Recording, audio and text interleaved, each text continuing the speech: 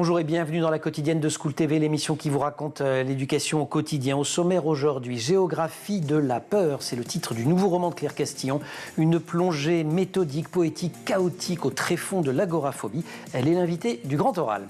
L'Anti-Sèche de Brandon Warrett. L'Anti-Sèche, vous le savez, c'est la façon dont l'actualité résonne dans les programmes. Dans La Famille Dior, je demande la sœur Catherine, personnage principal de la nouvelle production d'Apple TV+, de New Look. Ça, c'est pour l'actu et elle renvoie cette actualité au programme d'histoire et notamment à la Seconde Guerre mondiale. L'heure de la récré, toujours avec Brandon, récré à la plage pour 10 000 passionnés de navires et de Lego, ça vient de se passer à Brest. Et puis rendez-vous en fin d'émission avec Marie-Olivier et son cours particulier, retour sur une grande initiative lancée en 2019 par l'UNICEF pour lutter contre la fracture numérique. La quotidienne de School TV, c'est maintenant, c'est parti, Grand Oral. C'était il y a 20 ans, deux autrices américaines popularisaient le concept de crise du quart de vie. Je l'ai appris en lisant un article paru en 2022 dans Le Monde. Je cite, parmi les symptômes les plus courants, explique l'article, la difficulté à savoir quelle place on veut occuper dans la société, l'impression de ne pas avoir les épaules pour assumer les responsabilités, la sensation que l'entrée dans le monde des adultes n'est qu'une suite sans fin de désillusions. À cette époque, Claire Castillon sort tout juste d'une crise qui la tétanisait. Elle avait 19 ans et elle en sort par l'écriture. Et depuis, elle a livré pas moins de 30 romans, si je compte bien, pour les jeunes comme pour les adultes, qui sont autant de petits bijoux. Et le dernier en date vient donc de sortir, Géographie de la peur. C'est chez Gallimard dans la collection Scripto. On est ravis de vous revoir, Claire Castillon. On est un peu fan, hein, j'avoue. On va pas se le cacher. Si j'ouvre l'émission en parlant de vos 19 ans, c'est qu'ils ne sont pas sans rapport, vos 19 ans, avec les 19 ans de votre héroïne, Maureen, dans le livre. Absolument. C'est à peu près la même époque. Voilà, le moment où il faut quitter l'école, enfin le lycée et ces espèces de murs qui peut-être sont protecteurs pour arriver ailleurs. Et ailleurs, c'est la fac, c'est dehors. Et en tout cas, pour Maureen, c'est pas possible. Et pour vous ? C'était pas possible. Je me permets de vous en faire parler parce que vous en avez déjà parlé. Hein. Vous êtes victime à un moment donné, quand vous arrivez à l'université, je crois que c'était à la Sorbonne, d'une crise d'agoraphobie. Et ça va pendant longtemps vous tenir éloigné de l'université. C'était à Assas. Et en plus, c'était à Assas, pardon. Et ça m'a tenu éloignée dès le jour de la rentrée. C'est ça. Ouais. Pourquoi revenir sur cette période aujourd'hui ? Vous l'avez peu abordé dans votre œuvre. J'ai toujours fait en sorte de l'éviter. Parce que c'était tellement désagréable à vivre que je me disais reparler. Je sais qu'écrire, c'est quand même refaire en grande partie le chemin. Et je me suis dit, franchement, risquer de ressentir les symptômes de l'époque, c'est vraiment chercher la panique. Ouais. Et j'ai vraiment fait en sorte de ne pas y aller. Tout en me disant, c'est quand même dommage parce que cet état totalement hors du monde, totalement séparé. Cette espèce d'impression de ne pas pouvoir être avec les autres, parce qu'il y a toujours cette espèce d'écran qui protège pas, hein, mais qui dissocie du reste du monde, etc. Enfin, ce truc-là, je voulais plus l'approcher. Mais je savais que c'était un bon thème littéraire. Le mot que vous employez souvent, c'est détacher. Ouais. Je me souviens qu'à l'époque, je disais toujours au moment des malaises, je me détache, et on se détache de quoi ? Après, on cherche, hein, je ne vais pas raconter tout ça, mais en effet, je n'avais pas envie. C'est vraiment un vertige tellement intense et qu'on ne peut pas arrêter. En fait, c'est vraiment la crise de panique, c'est avoir le plus grand souvenir que j'ai, c'est l'impression qu'on s'évanouit, mais on ne s'évanouit jamais. Et donc, en fait, c'est la chute qui dure longtemps, et puis en fait l'évanouissement qui pourrait tout arrêter ne vient pas. Et donc quand je me disais c'est dommage parce qu'à écrire, quel est ce personnage-là en fait ? Qu'est-ce que c'est cette angoisse ? Comment je pourrais la raconter ? Je me disais non, n'y pense pas parce que ça va revenir, il y a quand même un truc très puissant. C'est revenu ? C'est revenu. Un peu. Un peu. Vous avez ressenti encore cette espèce de chute là, je l'ai vite, hein. Je me suis dit, il ne va pas falloir que ça dure trop longtemps. Mais le jour où j'ai commencé à l'écrire, ou quand j'ai décidé de l'écrire, je me suis dit, c'est marrant, l'impression de recul comme ça. Ouais. Et je me suis dit, non, vas-y, parce que de toute façon, maintenant, c'est là, profites-en. Autour de votre personnage, peut-être autour de vous à l'époque, il y a deux formes d'incompréhension. La première, c'est celle des parents, avec des réactions très contrastées du père et de la mère. Je pense que là, pour le coup, je vais repartir de Maureen, sur le roman, mais en effet, pour celui qui ne ressent pas la crise de panique, les symptômes sont incompréhensibles. C'est-à-dire qu'on dit aux gens, ça va pas, c'est flou, je me détache. C'est comme si je voyais, mais différemment. C'est comme si j'entendais, mais dans un film d'horreur. Et en fait, c'est très inaccessible à ceux qui ne ressentent pas ça. Parce que c'est bizarre. Alors on se dit soit elle est bizarre, elle est folle, soit par quelle maladie ça peut passer. C'est forcément quelque chose de concret. Est-ce qu'elle a un problème aux yeux? Est-ce qu'elle a un problème au cœur? Est-ce qu'elle a un problème de vertige? D'où ça vient? Et vous n'êtes pas prise, Maureen n'est pas prise très au sérieux, en tout cas au début. Ne t'inquiète pas, tu vas très bien. Ça arrive souvent, les petites crises de panique chez les jeunes. Ça, elle l'entend beaucoup. Elle l'entend beaucoup et c'est inaudible. C'est comme quand on dit, je sais pas, à une petite fille, t'es trop jeune pour aimer. Enfin, c'est pas audible parce que c'est tellement fort. Et je pense qu'on aspire tellement à une vraie maladie dans ces moments-là, en se disant, c'est pas possible. Ils vont donnez-moi un diagnostic. Ouais, c'est ça. Donnez-moi un diagnostic, donnez-moi un traitement. Voilà. Et je me souviens que malgré ma phobie des piqûres, je me disais, mais ils doivent pouvoir me faire des piqûres. Et en fait, non. Je me détache. 2 pompiers posent leurs mains sur mes yeux et les retirent d'un coup. Pupille non réactive. Vous avez mangé à midi. Est-ce que vous avez bu de l'alcool, consommé de la drogue? Vous avez des maux de tête. Je me remets à pleurer parce que je me détache. C'est la seule chose que je leur dis. Ainsi s'ouvre le nouveau roman de Claire Castillon. Claire, on se retrouve, si vous voulez bien, juste après l'Anti-Sèche.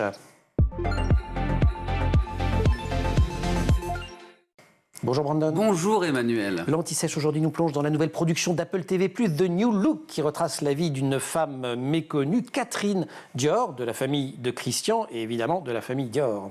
Oui, une mini-série de 10 épisodes disponible depuis ce 14 février. Donc, dans le rôle de Catherine Dior, on retrouve Maisie Williams, qu'on connaît un peu beaucoup pour son rôle d'Arya Stark dans la série Game of Thrones. Elle a fait cette apparition en 2011. Donc, effectivement, femme totalement méconnue dans l'histoire, qui est pourtant d'ailleurs dans les programmes scolaires, que ce soit d'ailleurs dans l'histoire de l'art, parce qu'elle a joué un rôle important, on va le dire, avec son frère pour le développement de ses collections, et également en histoire pour les lycéens sur la Seconde Guerre mondiale. Son frère qui est le célèbre couturier français, Christian Dior, effectivement. Elle est née donc le 20 septembre 1917, 12 ans de moins que son frère. Sa famille vit en Normandie, on est à Granville face à la Manche, famille très bourgeoise, très riche. On a le papa qui a fait fortune dans le commerce d'engrais et dans l'eau de Javel. Bon, avec la naissance de Catherine, on déménage direction Paris. Et là, ça se passe pas très bien pour sa jeunesse, pour son adolescence. Sa mère meurt très jeune, 58 ans.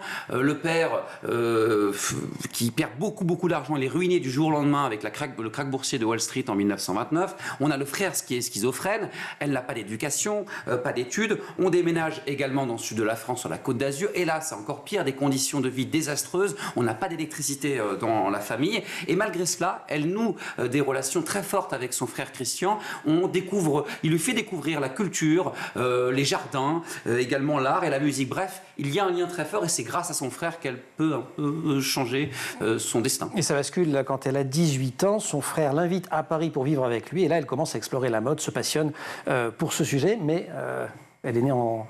On a redonné la date. Ben oui, effectivement. En 17, et donc en 40. Et là, 1940, voilà. Ça s'arrête brusquement. Encore une fois, son destin bascule. Son frère, lui, est obligé de s'engager dans l'armée française. Catherine retourne voir son père sur la Côte d'Azur. Là, retour encore très difficile. 1 an plus tard, sa vie bascule une nouvelle fois. En fait, elle veut acheter une radio pour écouter Général de Gaulle sur la BBC. Et elle tombe amoureuse du vendeur de radio. Lui, il s'est engagé dans la résistance quelques semaines plus tôt. Il lui demande de l'accompagner. Elle dit d'accord. Et elle va l'aider jusqu'au bout, jusqu'à la fin de la guerre. Elle l'aide à transmettre des messages. En 1944, à cause de nombreuses arrestations qui ont lieu sur la Côte d'Azur, elle rentre direction Paris. Elle loge dans l'appartement de son frère. Et là, elle va aider notamment les nombreuses personnes persécutées par les nazis, de nombreux juifs. Elle va aussi transmettre énormément de messages à ces réseaux de résistance qui vont d'ailleurs être logés jusqu'à 35 personnes dans le logement de son frère. Bon, le problème, c'est qu'elle prend énormément de risques. Un jour, elle a rendez-vous avec quelqu'un de son réseau.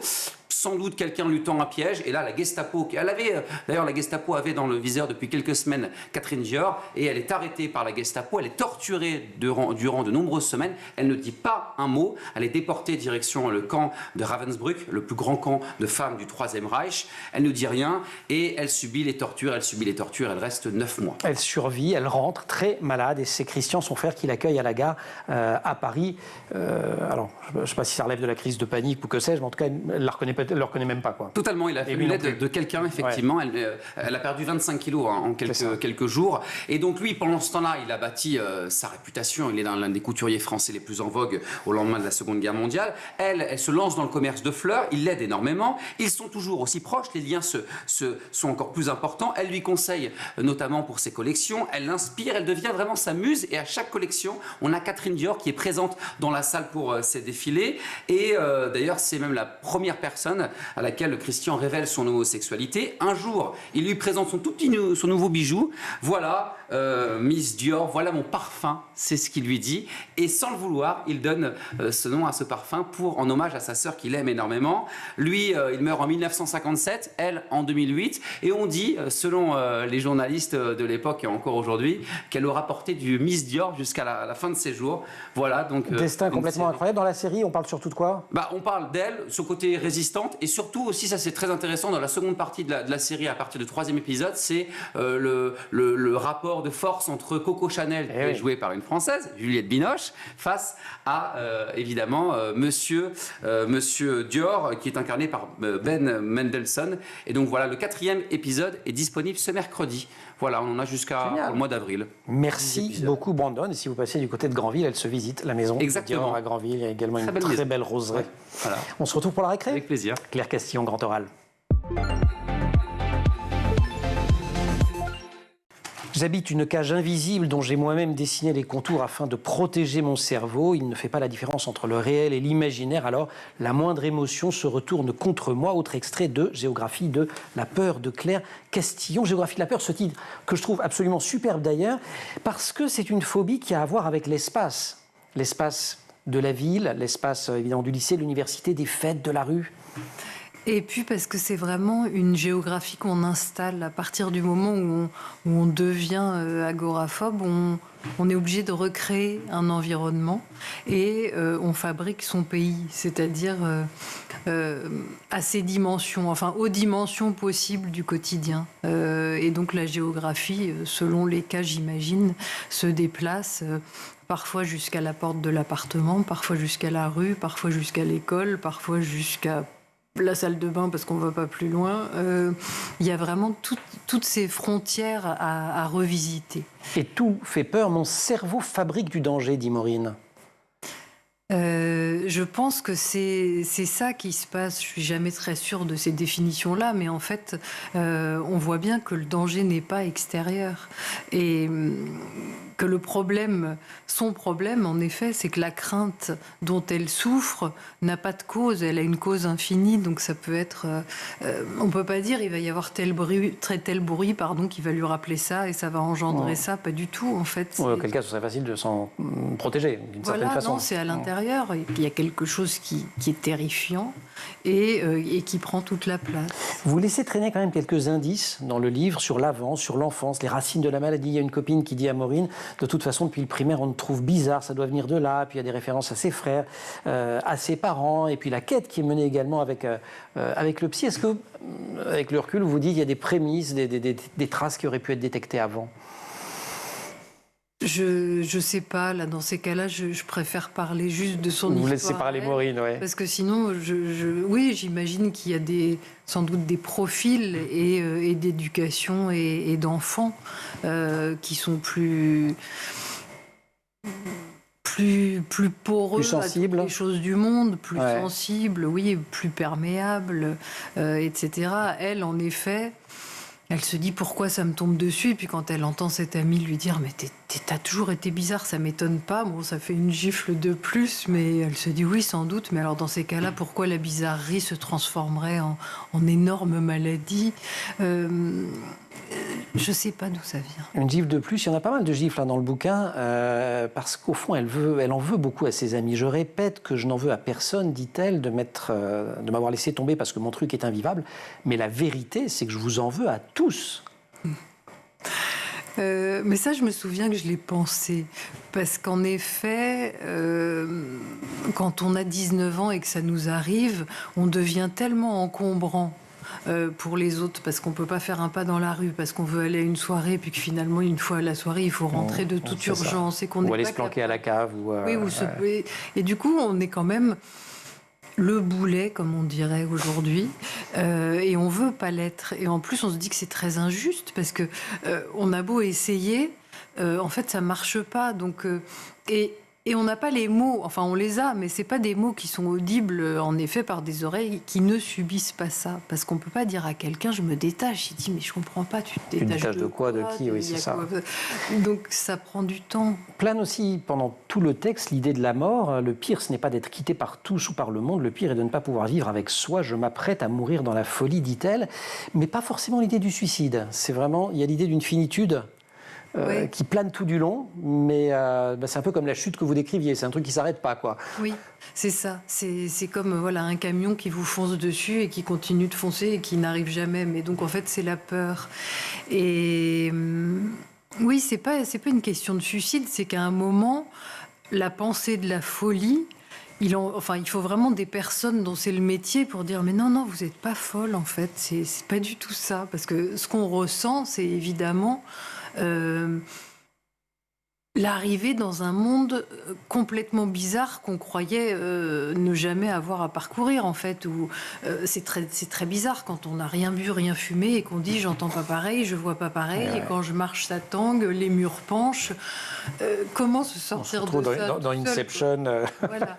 Et du coup, en effet, c'est forcément à la fin il y a la mort, ça va pas continuer comme ça tout le temps. Mais c'est pas le suicide. C'est pas le suicide. Géographie de la peur, très beau, très poignant texte, très émouvant de Claire Castillon. C'est dans la collection Scripto de Gallimard Jeunesse. On va continuer à en parler avec Claire Castillon. Mais pour l'heure, c'est la récré. On retrouve Brandon Moret.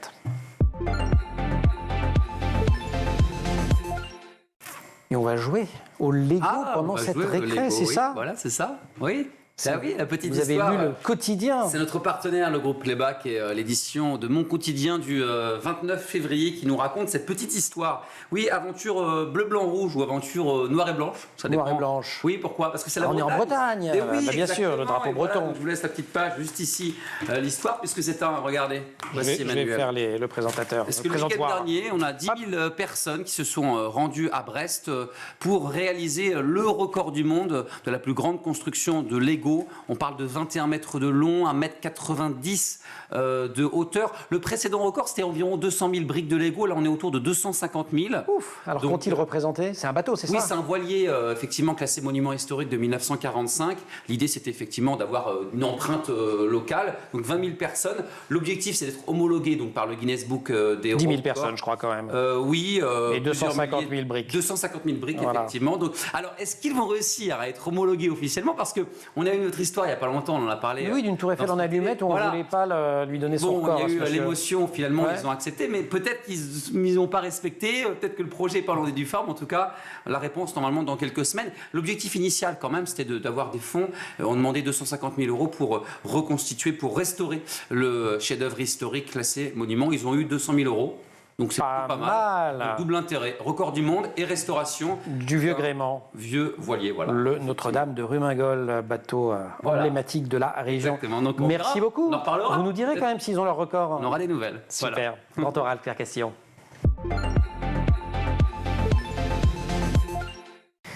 Depuis 19 ans ou 19 mois, j'ai écrit 19 mois sans doute, je cherche les causes. Enfance surprotégée, parents phobiques, manifestation d'un déficit d'amour, maltraitance, abus sexuels, peur de la perte de contrôle, seuil atteint de la capacité d'adaptation psychique. Je le lis sur Internet, je lis tout, mais ça ne sert à rien. Et il paraît qu'à trop chercher les causes de son agoraphobie, on est généralement déçu. Voilà ce que dit Maureen dans Géographie de la peur. Et c'est 19 mois, parce qu'en fait, elle passe 19 mois enfermée, si mes souvenirs sont bons, autant qu'elle a d'années. Elle a encore dans le livre la ressource d'Internet. Vous n'aviez pas Internet. Exactement. Comment vous informiez-vous ? Vraiment, je pense que j'aurais préféré être agoraphobe aujourd'hui. Parce que, justement, j'ai regardé en écrivant le livre et je me suis dit, mais il y a plein de choses. Et à l'époque, il n'y avait rien du tout. C'est ça. Non. Et donc, là, aujourd'hui, on arrive à... Il y a des gens qui s'expriment, il y a des vidéos, on explique ce que c'est. Et ça m'a fait très plaisir de lire ça. Je me suis dit, c'était donc ça, mais ça simplifie beaucoup les choses. Pour s'en sortir, elle écrit, on va en parler dans quelques instants, mais avant, il y a une espèce de phase qui est qu'elle commence à se plier à un rôle mécanique. Peut-être pour cela se détache-t-elle aussi, d'ailleurs, un rôle d'hôtesse. D'hôtesse d'accueil, d'hôtesse sur les salons, les foires. Mais c'est ce que j'ai fait, en fait. Et en me disant, si je veux sortir, si je veux travailler, je ne sais pas quoi faire à la maison, en fait, comme métier. Et je me suis dit, si j'ai un déguisement, ce qui est le cas, parce qu'on se retrouve en tailleur, enfin, voilà, c'était pas moi. Si j'ai une sorte de déguisement et un rôle qui n'est pas le mien, je vais pouvoir franchir certains paliers. Ce que j'ai fait, et ça a pas mal marché. C'est-à-dire vraiment se heurter à nouveau aux gens, à la foule. Et c'était pas possible quand j'étais moi. C'était pas possible d'aller au salon de l'auto, mais c'était possible d'être hôtesse au salon de l'auto. Quitte à affronter le regard, et pas que le regard parfois, des hommes sur ce corps que vous avez tant de mal à faire se mouvoir dans l'espace public, et avec, c'est très dur à rendre, il faut lire le livre vraiment, avec quand même là aussi parfois l'impression qu'il y a une forme de détachement. Oui, parce que c'est cette espèce d'apparence qu'elle prend. Bon, voilà, j'ai mon habit d'hôtesse, et en même temps, il va falloir que je lutte pour que les symptômes n'arrivent pas, et que je lutte contre les êtres qui vraisemblablement ont tendance à assimiler le costume et la facilité d'approche. Ouais. Donc ça lui fait pas mal de choses. Mais justement. Mais elle embrasse, après elle va dans une fête, elle dit c'est pas moi qui roule des pelles, c'est l'hôtesse. Oui. Oui, c'est vrai. Alors ça, c'est dans justement le contact avec les autres. C'est-à-dire que Maureen a ce problème de vertige perpétuel. Et donc, en fait, quand on est dans un vertige en face de quelqu'un, le seul moyen que ça s'arrête, c'est de se tenir à lui, même quand il vous plaît pas. Et du coup, on a l'air folle. Et du coup, donc, ça entraîne plein de situations hyper désagréables quand même. Et on se jette dans la gueule du loup, et en même temps, le loup est censé protéger, et il protège pas, etc., etc. L'écriture qui permet à Maureen de sortir et de s'en sortir, ça a été votre cas aussi, mais vous écriviez déjà avant vos 19 ans.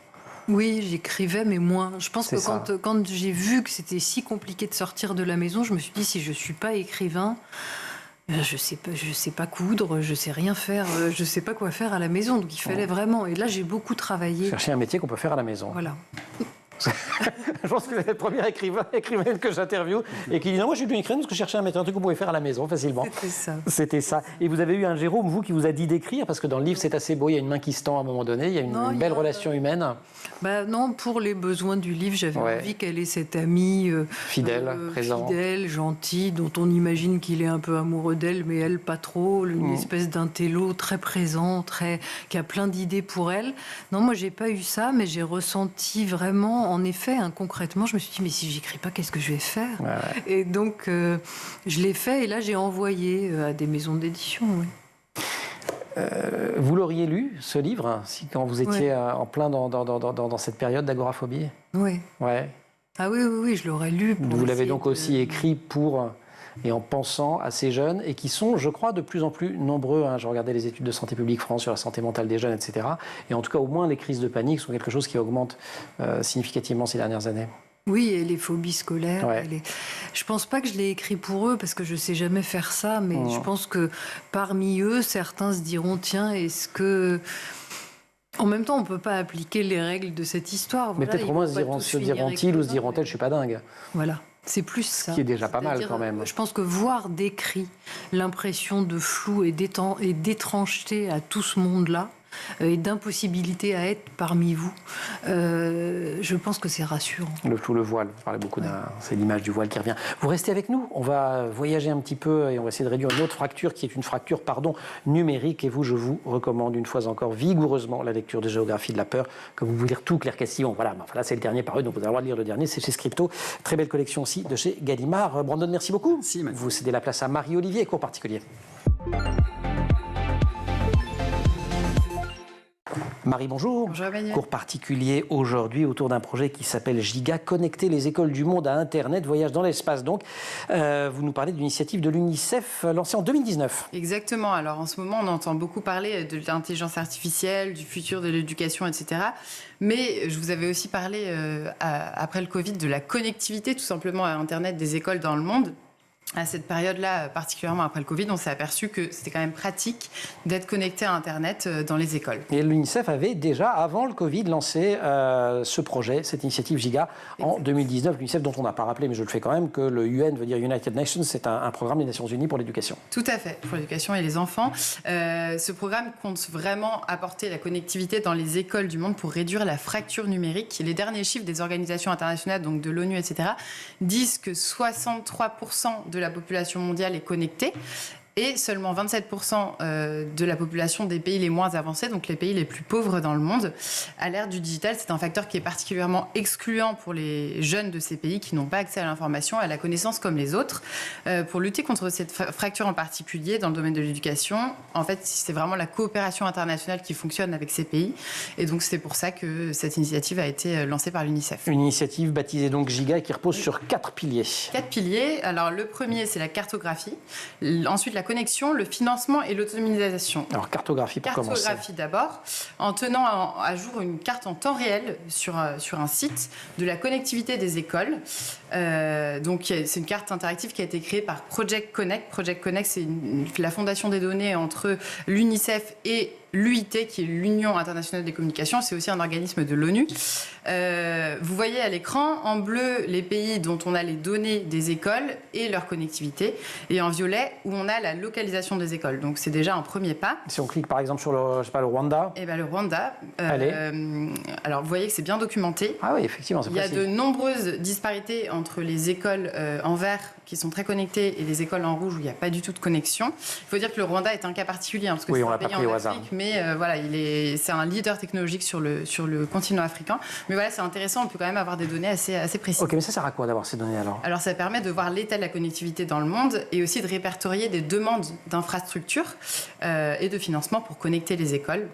Donc, ça sert donc au gouvernement, aux investisseurs, aux ONG, aux organisations internationales et aussi parfois aux fournisseurs d'accès à Internet qui se mettent dans ces zones-là.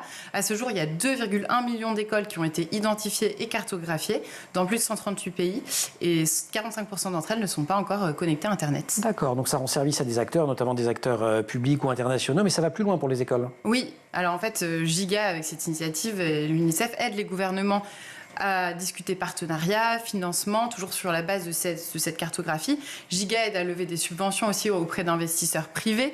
L'initiative de l'UNICEF permet aussi de comprendre quels sont les meilleurs outils techniques et technologiques pour mettre en place des infrastructures adaptées. Ok, donc on a eu la cartographie, la connexion, oui. On a vu le financement, vous venez d'en parler, donc le dernier objectif, c'est l'autonomisation. C'est ça, exactement. Donc là, on essaie de créer des partenariats locaux avec les gouvernements, les bailleurs de fonds, les ONG.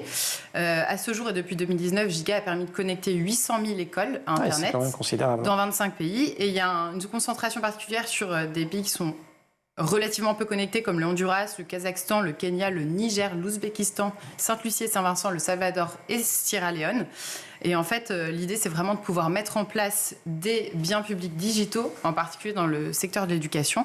Ces pays bénéficient et partagent des outils d'éducation, par exemple des innovations numériques, des plateformes d'apprentissage en ligne. Et l'idée, c'est vraiment de déployer ces outils à grande échelle dans le monde. L'ambition de Giga d'ici 2030, c'est d'avoir connecté 5 millions d'écoles à Internet pour réduire cette fracture numérique. Merci beaucoup Marie-Olivier. Cette idée des communs numériques qui est extrêmement importante, qui est portée aussi en France notamment par l'Agence nationale de la cohésion des territoires. Merci beaucoup. Il faudrait mettre dans les communs numériques géographie de la peur de Claire Cassion, même si c'est quand même très agréable de lire sur du papier. Il y a une chose que j'ai pas dite, mais je pense qu'on l'a senti en vous écoutant, c'est qu'il y a aussi quand même des touches d'humour dans le livre. C'est pas un truc, je sais pas comment dire, c'est pas une lecture dépressiogène. Là, il manquerait plus que ce soit triste. C'est néanmoins quand même assez vertigineux. C'est donc chez Gallimard Collection Scripto. Merci Claire, merci Marie, merci aussi à toute l'équipe de l'émission, Laure Audemont au maquillage, Marine Plantec pour la préparation de l'émission qui est en régie aujourd'hui avec au son Thibaut Goury, à fond à la réalisation Théo Bosca. Vous restez sur School TV et vous retrouvez nous en permanence sur Internet et sur les réseaux sociaux.